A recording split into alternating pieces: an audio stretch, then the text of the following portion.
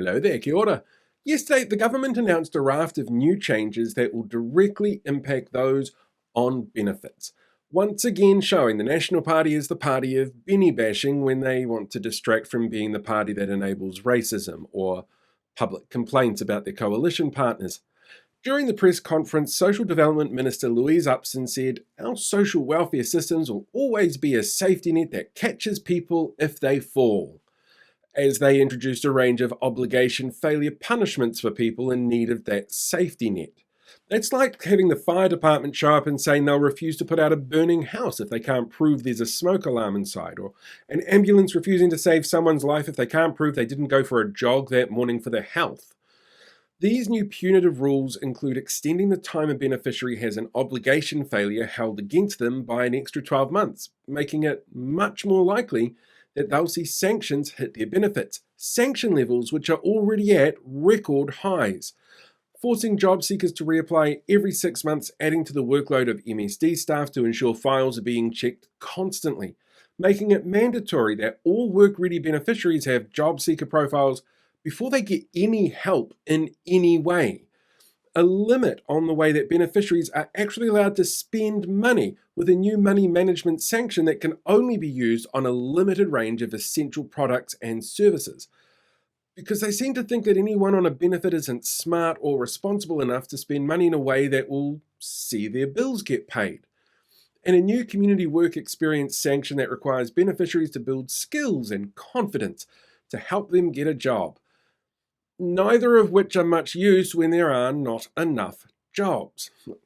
Of course, we are starting to see massive numbers of unemployed after the economy was tanked in the name of controlling inflation, and massive layoffs in sectors like the public service sector and the construction sector because of specific government policies. When that happens, the number of people needing that safety net inevitably go up. And instead of making sure that safety net is fit for purpose, this government once again rolls out the PR lines that make anyone on a benefit look like an arsehole gaming the system. But the reality is, these actions from the government are not only counterproductive, we're already seeing exactly what experts keep trying to tell them we would see as a result of the tough on beneficiary stance that the government has taken.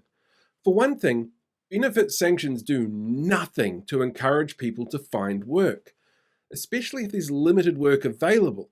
But experts have long shown that research proves that tougher stances towards people on benefits directly correlates to an increase in crime. Internal police data this month revealed retail crime is up 17% in the first 5 months of this year, compared to last year, that there have been 66 more cases of acts intended to cause injury and 17 more cases of sexual assault over the same period. And the government response has been to lowball police officer pay offers, driving them overseas, telling gangs that they can't wear patches in public, and trying to sneak through gun law changes that the police have called for the resignation of a minister over, when simply not treating beneficiaries like something they found on the bottom of their shoes would wield so much better results. But hey, why start listening to experts now when everyone knows National is playing its greatest hits, like it always does when it wants a quick boost in the polls or to distract you from what other terrible things they're doing at the time?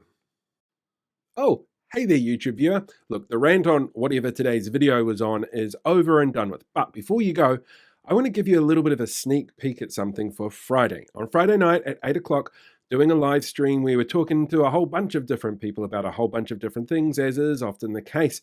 This week, I got a chance to sit down with Carmel Sepuloni and Shannon Halbert from the Labour Party, where we talked about all sorts of things. So I'm going to give you a bit of a preview clip and just let you know, if you sign up to be a member here on YouTube, then you get to see things in advance before other people get a chance to watch it, like the daily videos. You get to see them when I upload them, not when I release them. And there's some like personalized emoji things that you can try as well. You could have Dancing David if you really wanted to as an emoji, or I don't know, Angry Winston Peters, or maybe just Obi-Wan Kenobi. There are options there and you can sign up for it and it's dirt cheap. But here is a sneak peek of this Friday's clip with Carmel and Shannon. This is Shannon talking about Māori Wards. When we come back into government, we will certainly be working with councils to establish Māori wards where they want them. or put good representative practices in place. I mean, the majority of councils that established Māori wards wanted to keep them. They thought that the government repealing this at their cost is an absolute overreach. This was a government that campaigned on local democracy, and here they are sort of taking control of something that isn't a priority